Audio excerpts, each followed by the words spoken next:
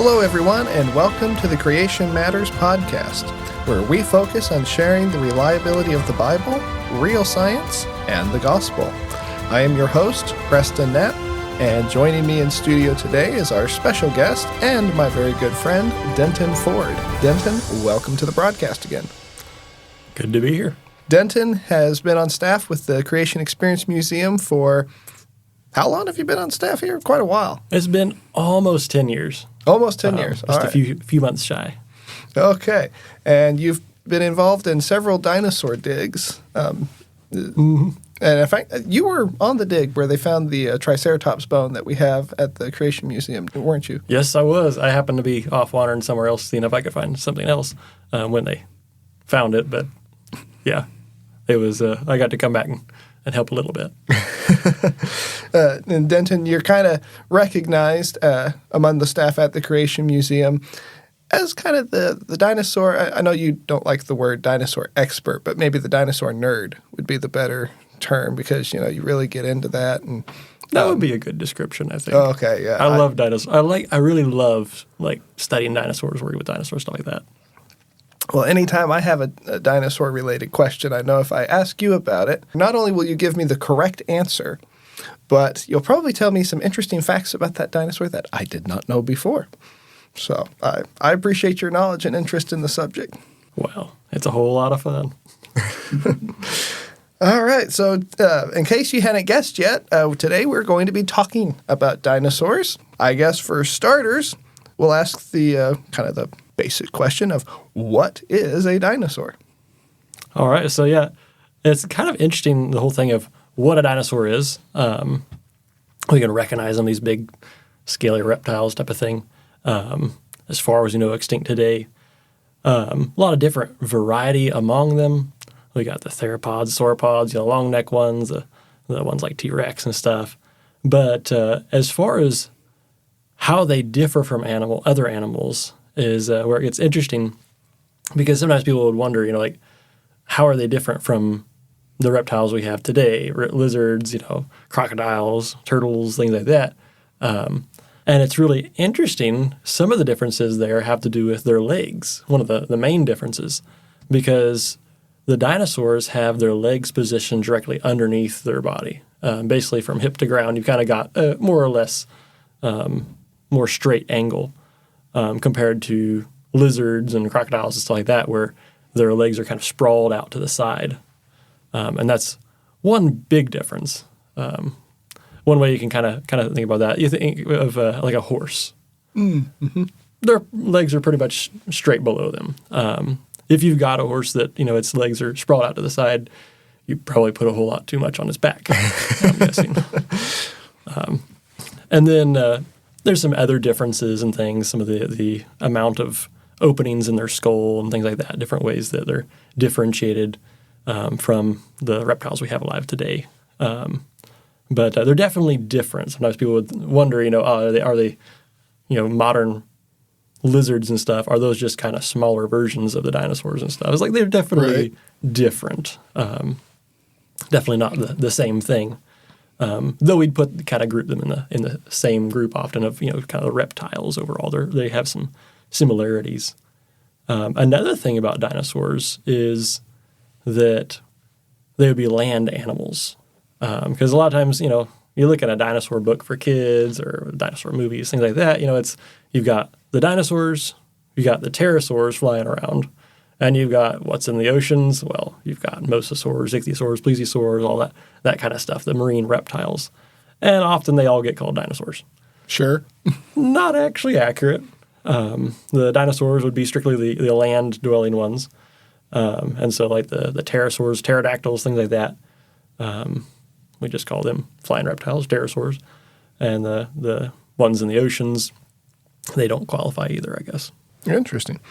So do we, you said that the flying ones are called flying reptiles. So they would be different. A pterosaur, a pterodactyl would be different than a bird then, correct? Yes.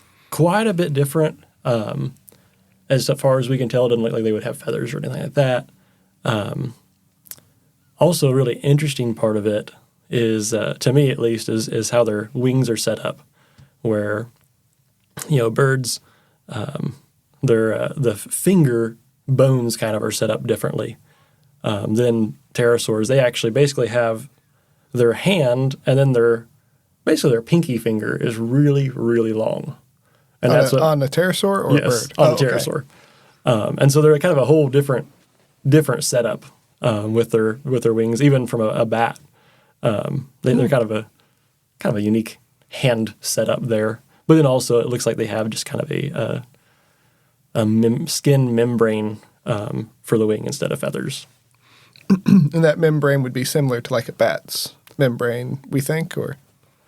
It would seem like there's some really interesting specimens that have been found in really good spots, like over in Germany. There's some really, really good spots for fossilization, really well-preserved fossils, where they found some that you can see a little more detail in it. They're really fascinating, the different layers in their membrane and stuff, and blood vessels and various little structures that we don't maybe totally understand because, there's only so much you can tell from a fossil. But, it's definitely not just a simple sheet of skin.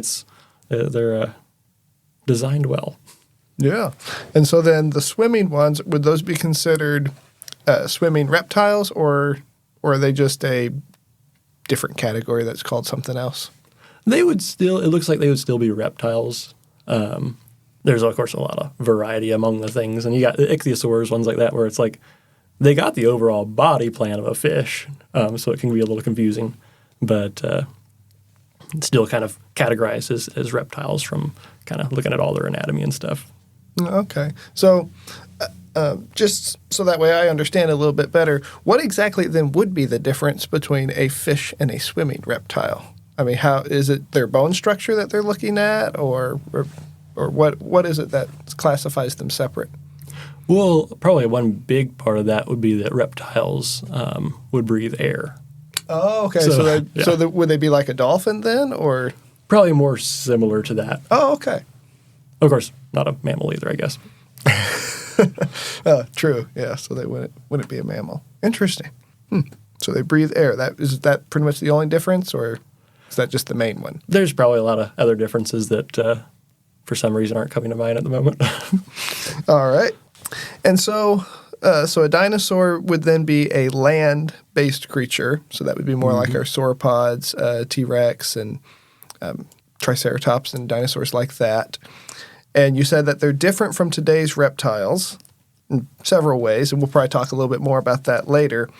But what exactly do we know about dinosaurs? I know we have fossils, we have footprints, we found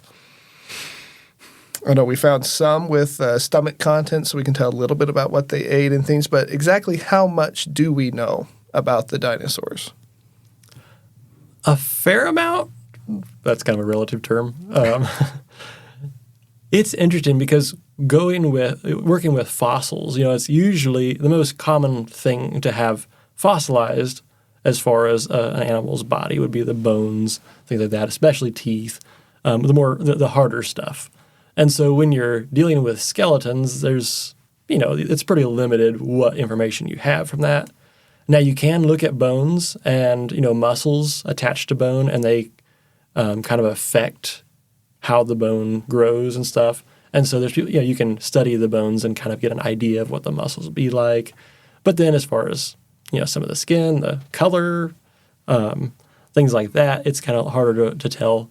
But then there's other clues that come up where you might not only find the bones, but sometimes you'll find ones that have skin impressions around the fossil in various places where you actually get to see the print of what the skin looked like. So you can see what type of scales it had. There was variation among the scales of different dinosaurs, ones that had bigger scales, smaller scales, different shape scales, stuff kind of like that. Then sometimes, like you're saying, stomach contents kind of gives us an idea of probably what they were eating. And sometimes when they find, basically, it's coprolite's the more polite name, but fossilized dung, when you find that in the dinosaur, Well, then you can compare that to stuff that you find outside the kind of dinosaur and learn a whole lot about that and look at that, see what they were eating. I think I was seeing some paper recently where there was this big study done on coprolite, and they learned all kinds of stuff. There was all kinds of bones and teeth and things of what they had eaten in there.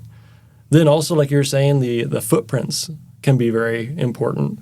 That tells us things about their stride, how they were stepping, and things like that. Also, interestingly, years ago, a lot of the dinosaurs, I think most of the dinosaurs were depicted as tail draggers. You get T-Rex standing in this really upright position, dragging his tail on the ground and things.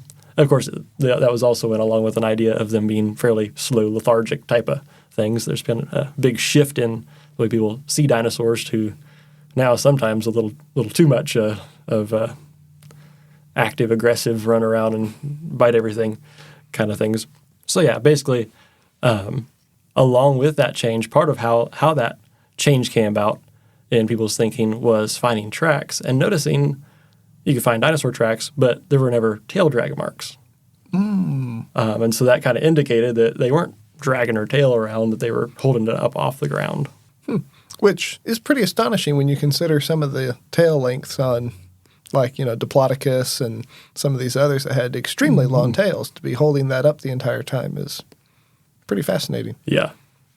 Also something, especially with the Diplodocus, you wouldn't really want to get in the way of. Right. For those who aren't aware, Diplodocus was 100 feet long or something like that, head to tail? Yeah, they get up. I think might be the biggest one was 108 feet long or something like that. But okay. So they're also classified as, I think the group they're in, I don't remember the scientific name for it, but I think it's the informal name is the whiptails. And it's interesting because with them, it's like they got a crazy long tail, it seems like, but it gets really thin at the end. Now, I don't know if they used them like a whip or something like that, but it kind of looks like a whip. And I would imagine if they did swing it and you got hit by the end of it, it wouldn't feel good. I'd say not, yeah. So how much about the dinosaurs that we know is fact versus speculation? Because we see movies from Hollywood and things like that. And of course, I'm old enough that I can remember the Land Before Time movies, and that's kind of the extent of my dinosaur knowledge for many years. How much of that is speculation versus facts that we actually know? Well, I think a lot of times, like when you're dealing with fossils, dinosaurs, things like that, there is artistic license you have to take. Sure. To be able to portray them because, for one thing, we have no idea what color they were. We found pigments sometimes, and it's really cool. And it's like, oh, this dinosaur is brown. But the problem is, what if that was a freckle? What if that was a stripe? It doesn't really tell you. Don't really know for sure that covered that was the main color on this dinosaur. And then also behavior. Sometimes we'll have little hints. But a lot of times there's not a whole lot to go on. And sometimes that's affected by an evolutionary worldview because they might portray certain dinosaurs hunting in packs. Well, and maybe they found one location where there was a bunch of them fossilized together. And so they assumed, maybe they hunted in packs. Well, problem is, biblical worldview, here they're getting buried in a flood. Who knows if they were next to each other when they first got hit or not? They could have been swept together by currents and things. There's always that possibility. And so there's a lot of things as far as like behavior and stuff, coloring, various things that, it's kind of a artistic license type of thing. And then there's always the times where, it's Hollywood. They're not always going for accuracy on things, particularly there, but even in books and stuff. And a lot of times there'll be dinosaurs that we think of as fairly familiar. Depending, maybe I shouldn't say that.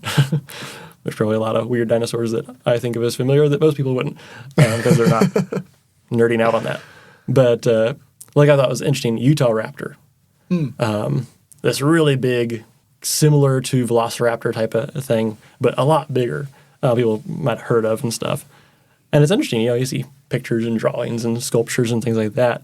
But the interesting thing is there's just it's pretty fragmentary what was found. A little part of the skull, a few other pieces, maybe a claw, something like that. A lot of dinosaurs are that way, where you just find a few pieces, you compare them to other dinosaurs, and you kind of work out probably what it looked like based on that. And so with that, it's a lot of guesswork. It's, informed guesswork, I guess. It's making some, maybe, might be some good assumptions, but it still is kind of a thing we don't really know 100%. And so I think there's a good blend of fact and fiction in varying amounts, depending on where it's coming from. Well, I would hope that we're at least learning more as time goes on than what we did 100 years ago, which actually that might be a good question. When were dinosaurs first discovered? So that's kind of an interesting question, because it's like, well, from a biblical worldview, they were probably first discovered in the Garden of Eden, right? Thank you. Yes, that is the correct answer. But as far as the bones, modern times, I guess I should say. When did we start discovering their fossils?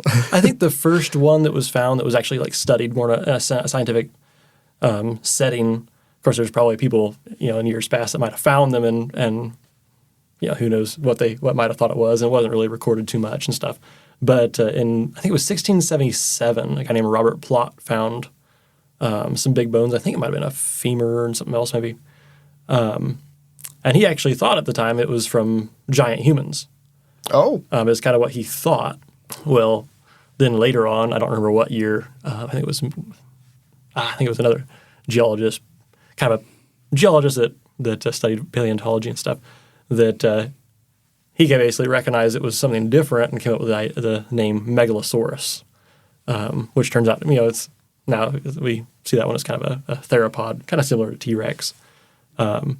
Later on, I think the next kind of event there was a guy named Gideon Mantell. His wife, Mary Ann, actually found like a few teeth and showed it to her husband.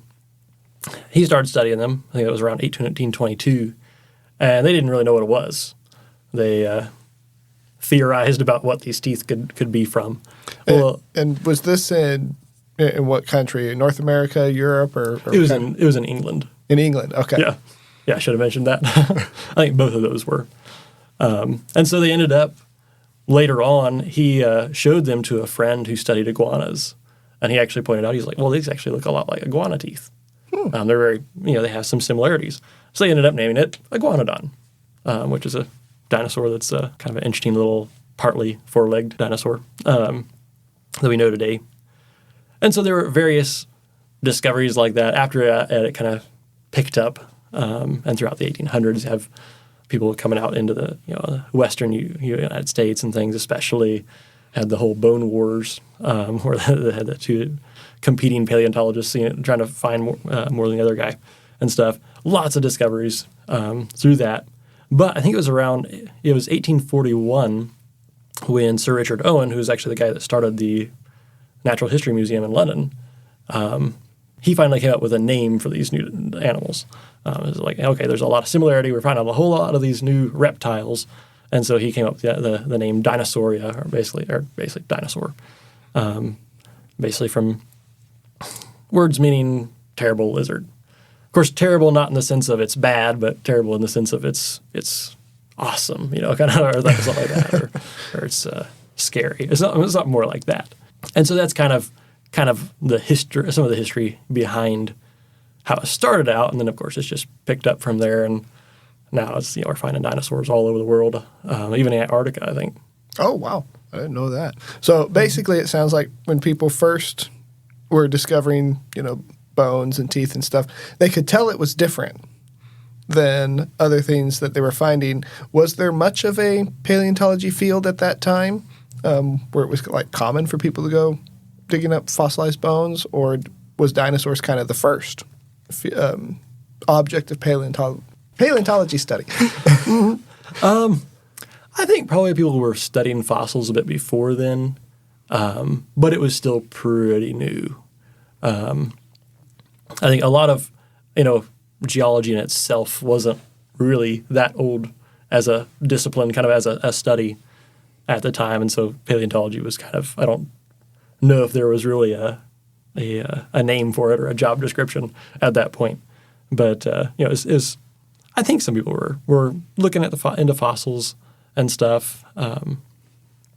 Interestingly, there were some people around that time, I think, that were looking at fossils and seeing them actually as something that was buried during Noah's flood. So kind of interesting. That people were putting that connection together that early on. Yeah, that is. And so kind of sounds like Europe maybe was the first place where we were starting to find those. And then I know they found, or maybe I guess I don't know this, but was the first dinosaur in America, was that in New Jersey that they discovered, or was it someplace else? I'm actually not sure where the first one was over here.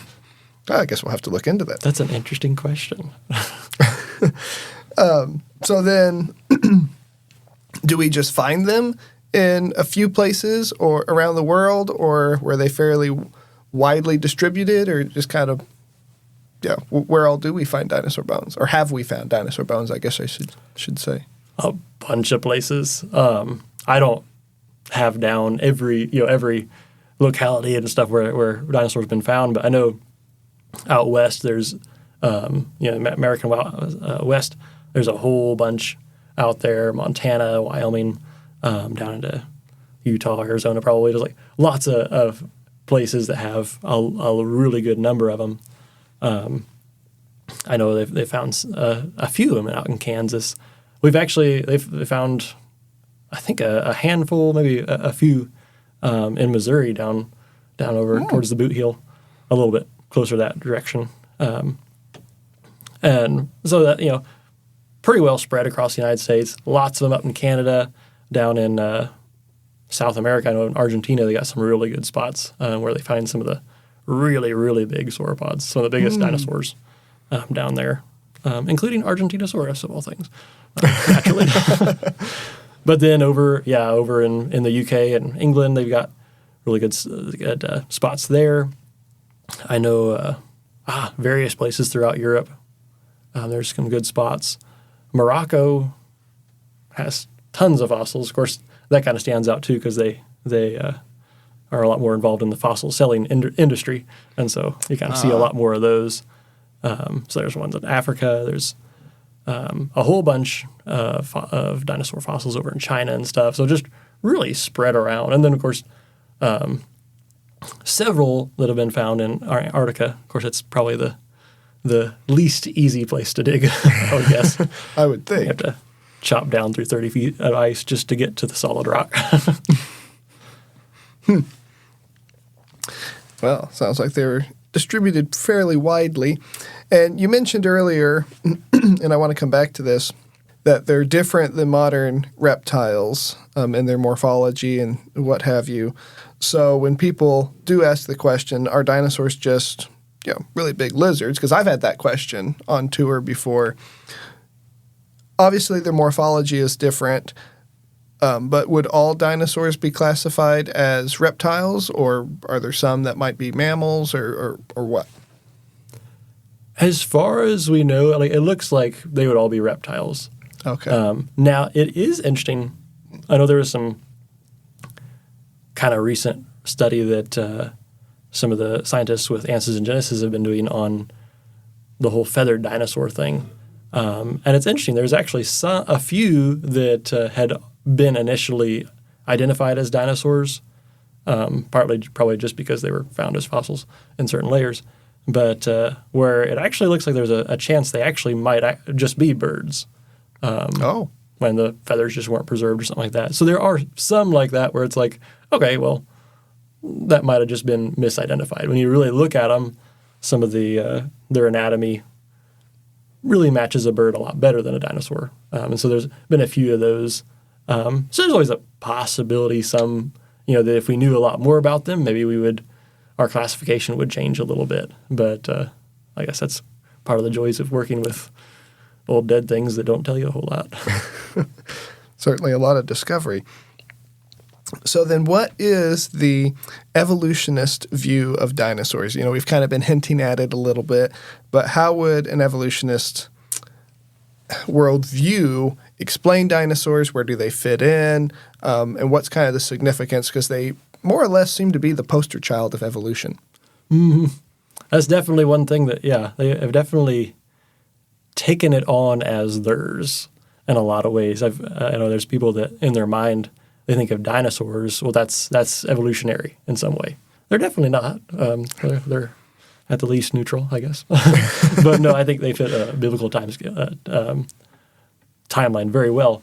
But as far as what the evolutionists would say about dinosaurs, and of course, you've always got some variation in how people are interpreting it, and different scientists that have a little bit different ideas and stuff.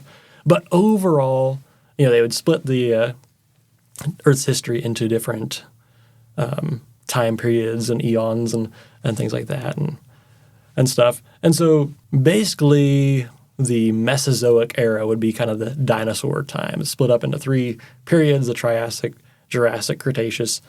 And so Triassic is basically where the dinosaurs were supposed to have evolved, somewhere in there. Of course, that would be somewhere around, that'd be about 252, 201 million years ago, somewhere around there from what I was finding. And so basically there's these other reptile varieties around that kind of the idea is that they kind of dominated everything, and then the dinosaurs evolved from them and then kind of took over the next several, over the next few periods there.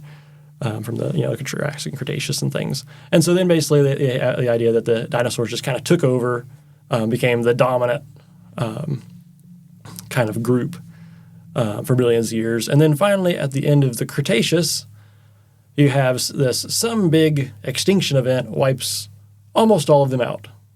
Now it's interesting, often you'd hear that it wipes them all out, but of course now a lot of times they would say, well, it wiped out all of them except a certain group that went on to become birds. And so that's kind of the idea they have. Basically, they just evolved from something else, just kind of came about by chance, did really well, and then they pretty much all died or evolved into something else. And we're looking at roughly 250 million years to about 65 million, correct? Yeah, somewhere around there. And they established those dates based on dating the actual fossils, or are they basing that on rock layers in which the fossils are found, or both? It can kind of be both sometimes. So I think it might be more a thing where they kind of have an idea of how old they think the layers are, and then the dinosaurs they find there, they put into that age. But there definitely has been kind of a back and forth on that, kind of a rock layers are this old, so the fossils are that old, but then also using fossils to tell how old these rock layers should be, because since now we know the fossils are that old, so these new rock layers must be that old and stuff. And so it kind of builds on itself, not in quite the most solid way, I think. Now, you have dug on dinosaur fossils in several different places. In fact, you can correct me if I'm leaving any out, but I know you've done fossil work in Montana, you've done fossil work in Texas and Kansas. Is there anywhere else that you've dug on dinosaur bones or done Those are the main places, which Montana was the main place that I was actually working on the dinosaur bones themselves. Okay. Kansas, it was more marine reptile, marine, fish and stuff like that. Though they have found a few dinosaurs in those layers. Ooh. So it's always a possibility. And then in Texas, it was mainly working on dinosaur footprints. Okay. Though I think they have found some dinosaur fossils in that area. But it was mostly just the trace fossils, I guess. All right. And so how orderly when you're out there on a dig, because I know when we look at the geological column and they show, this dinosaur lived here, this dinosaur lived here, they make it look all nice and neat, which of course flows along very well with the evolutionary narrative. But how orderly do you actually find the layers when you're out there digging, and do dinosaurs stay where they're supposed to stay? Well, it's interesting. I think, at least in my mind, a lot of times I would have the idea that, you look at the chart of the layers, and it's pretty nice and clean and clear cut, and it's nice and neat, just kind of how like a person like me likes it, right? But looking at actual rocks, it's not so simple. Like you'll have, this is maybe the Hell Creek Formation. Mm-hmm. It's got a whole bunch of stuff in it. You've got sandstone, you've got all this clay shale stuff, tiny little micro layer stuff in there. Like it's a lot more complicated for sure. And as far as the fossils staying in their layers, I think a lot of times I was just trying to figure out what layer I was in as far as when I was actually out there. But it is interesting that a lot of times people don't think of what the dinosaurs are found with. Because it's just like, oh, dinosaur layer. What are you going to find out there? Dinosaurs, right? Well, and a whole bunch of turtles and crocodiles and a whole bunch of plants that we recognize. And various other things. And so I think it's interesting, too, when you find that, where it's just kind of like, okay, so it's not so clear-cut of just this is what it was at that time, this was at that time. It's a lot more mixed in there, a lot of other animals and stuff. And sometimes it'll be like, okay, well, these are animals that are very similar to things we have today, are still alive and stuff. And so it does... I think where the fossils are and stuff and what's grouped with what definitely fits better the idea that they're all buried at the same time during the flood. And that's actually a good place to go ahead and cover what does the Bible or what would be a biblical view of dinosaurs and how they fit in. We've referenced the global flood a few times in their formation of the fossils, but maybe just kind of explain that in a little bit more detail is how would a biblical creation Christian view dinosaurs? Okay, so yeah, kind of a biblical explanation of dinosaurs. Well, it's interesting, dinosaurs being land animals. Well, land animals were created on day 6. So there we have, well, I would assume dinosaurs were created on day 6, right? That would have them living along with Adam and Eve. So coexisting with humans right from the start. Of course, in the beginning, they would be vegetarian. But then Adam and Eve sinned. And, of course, that changed creation a whole lot. Things weren't so good anymore. And it looks like from fossil evidence, there were some animals that started eating each other and things like that. We have evidence of diseases and things on some of these dinosaurs. Then, about, 1800, 1600, somewhere around there, years later on, of course, people have gotten so bad, God said he's going to send judgment in the form of a global flood. And here we have an event that basically kills all the dinosaurs that weren't on the ark, and then buries them really quickly and deep in rock layers, with lots of minerals percolating through and cementing agents and things like that. Really good conditions for being fossilized.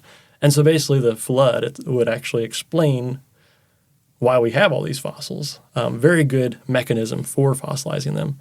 And so that's kind of an idea of how the Bible could explain that through its timeline. Fascinating. And we're coming up on the end of our time here, and we still have lots of questions to cover. So I think we're going to have to just go ahead and keep this conversation going and come back and visit the subject for part 2. But as we wrap up, you think about that, looking at it from the evolution perspective of dinosaurs show up for no apparent reason. They just kind of evolve, take over, and then disappear for no apparent reason that they can answer. In contrasting that with the biblical view that no, God created the dinosaurs for a very specific purpose. They're on day 6, along with man. Obviously, the flying and swimming reptiles would have been created on day 5. And then, as man, of course, sins, creation falls, and we get to a point of judgment, the fossils that we find are actually evidence of God's judgment on the world. Would you agree with that? Yeah, definitely. And, it's just a reminder, again, that God, he had to judge the world for man's sin because we've all sinned and fallen short of the glory of God. Genesis 6 tells us that even the thoughts and the imagination of the hearts of the people at the time of the flood was only evil continually, which is very sad to think about. And when you look at our world today, you have to sometimes wonder, have we really improved much? But at that time, it was a whole lot worse, I think, than anything that we can see today. He sends judgment, but he also has a way of salvation for the righteous few, those who believed his word, Noah and his family believed his word about a coming judgment, were obedient to his word, built an ark, and were saved. And Hebrews tells us that Noah was saved by faith. Being warned of God of things not seen, he built an ark to the saving of his household. And again, that's how we are going to be saved by the next judgment. God has told us that there will be a final judgment for this world. But we have to believe him, believe in Jesus Christ, his son, who he sent as the Redeemer, the one who would give us grace if we choose to believe in him, and we too can be saved from the coming judgment by fire. So that's the hope that we as Christians have. And so we're going to pick back up this conversation next time. And thank you all for listening to us today. The Creation Matters podcast is a production and outreach of the Creation Experience Museum here in Branson, Missouri, where we give guided tours talking about creation all the way through to the gospel, and we spend a fair amount of time talking about dinosaurs too. Feel free to follow us on social media at Creation Experience Museum, and you can also visit our website at creationexperiencemuseum.com for details about when we're open. And be sure to tune in next time, where we will continue to talk about God's world and God's word and how dinosaurs are messengers of the gospel.